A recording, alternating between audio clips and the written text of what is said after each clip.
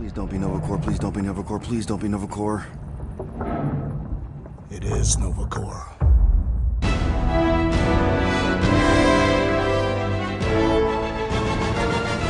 So a long time ago I heard about Guardians of the Galaxy video game being in the making. Actually I heard that like a few months before the game even came out. Even though Guardians of the Galaxy has to be one of my favorite properties of Marvel, I actually didn't care about the game. Instead of, yo, a video game, let's go! But I was all like, meh, cool. That was until the game arrived on Xbox Game Pass, and I thought it might as well try it, like it did for the Avengers game, which was made by the same team. I thought Guardians of the Galaxy was going to be the same. It was not.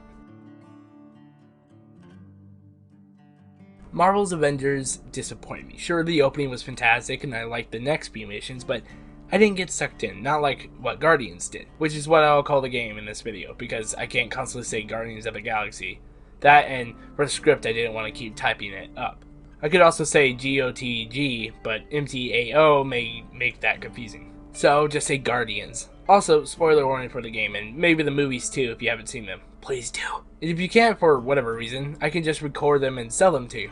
That was a joke. I wouldn't sell it. I would share it for free.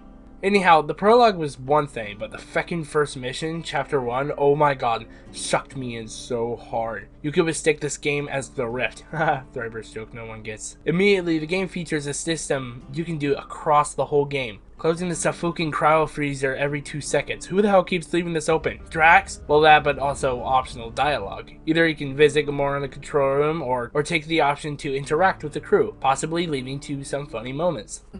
It goes more like, wah! Wah! Wah! Holla, rocket! Stop this ruckus at once! Eventually, when you arrive at the captain's nest, you're introduced to Gamora in an almost flirtatious way. But what it ends up happening is, there is no love interest in this game. Peter and Gamora aren't like the characters in the movies. The team made their own version of the characters and story based on the comics, but they have taken a few ideas from the movies, for the reason so some people can recognize the characters.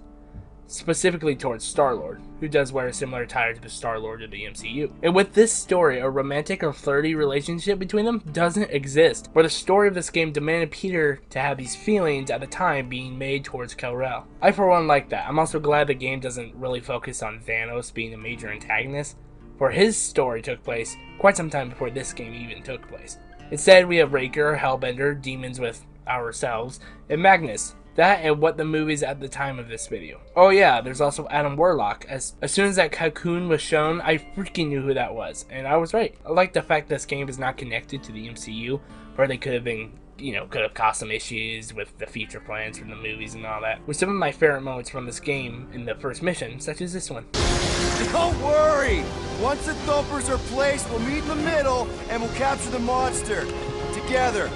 Very well.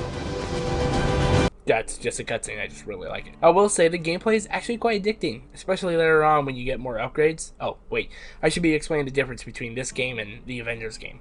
With Avengers, it's a level-by-level, semi-open world game with multiple skins and upgrades and stuff. But the game is also multiplayer, which I really couldn't deal with. But it also had the whole, fake currency system, like paying real money for fake money to purchase Shatta. Guardians is not, where it kind of loses that semi-open world factor. The game is single player. You also only play as Star-Lord, which I don't think is bad. I love Star-Lord. And it doesn't have a microtransaction type of thing. The skins and upgrades you get can be found and crafted. For Star-Lord, I literally have all of his skins.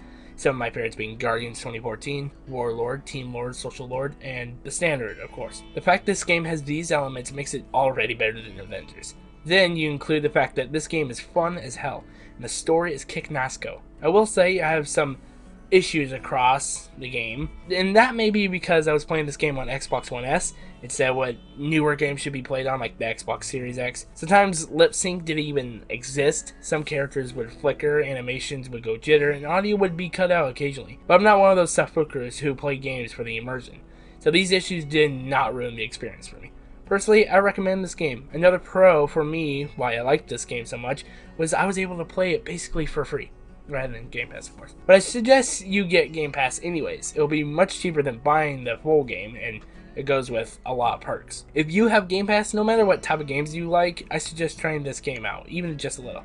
Who knows, you might even like it. Also, holy shata, Fin Fang Foom, Safuku yes. I don't actually know why I like him, I just know I'm pumped to see him, since the game repeatedly brought him up again and again. Oh, and I also called those monsters out before the game even said Wendigos. Marvel's Wendigos are very different from the real myth or any fictional version you'll see in movies and games and shows. They be beefy boys, who are actually somewhat terrifying. It may be Pokemon. Another up there. It does appear the game may have rushed in some sort of way, but the minor issues of this game should just been ignored, because this game is one of the best I've played. Sure, this game is not in my top 10, but this specific genre of games, Guardians has to be the best one I've ever played. If you're looking for a chill game to play, which in some ways challenging, but as well as has an amazing story, one of love, war, and sadness. I'm not saying this game will make you cry, but it's possible you will feel sad. When it's all over, it's nice to watch the credits roll. Sadly enough, some of my most favorite moments in video games is when the game ends. Watching the ending of whatever that's either sad, bad, or happy gives me so much hope for more games like this. For Guardians, I felt the same way. Once it rolled, my feelings towards the game enhanced. It's truly a beautiful game that needs to be played. For my weird, complicated number system, I give this game an 8 out of 10. I don't know why I'm laughing. That sums up this video. Please check this game out. If you have a Game Pass, get it. If you have the money, buy it. If you don't have either, you don't really care to play it for yourself, watch someone's series on the game. You won't regret it. Thank you for watching this video. I hope you enjoyed it. If you guys want to see more from me, rather than it being more of this, gaming live streams on Twitch, or even some of my original story-based content, Driver Studios, please ask. I'm Ethan, the SlimedArtist, and goodbye.